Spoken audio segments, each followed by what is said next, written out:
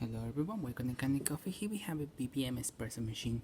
Now this machine was brought here because the pressure start was failing and they basically overheating the whole machine. So we replaced that and give the machine a tune up, replacing the gasket and the shower screen and pretty much descaling the whole machine and deep cleaning the group head.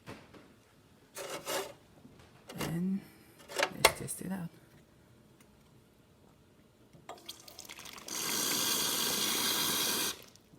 Started with some hot water. And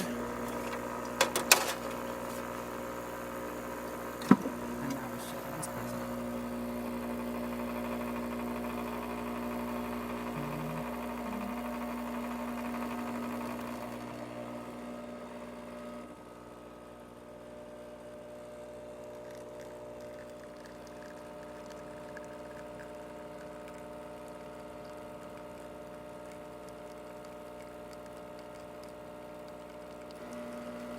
The grain needs to be a little bit more finer to get that thick layer of a crema, but it's working good.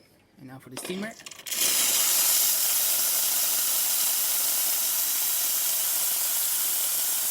there you have it, working once again. Thank you for preparing Kanen Coffee and please subscribe to our channel for more content like this every day.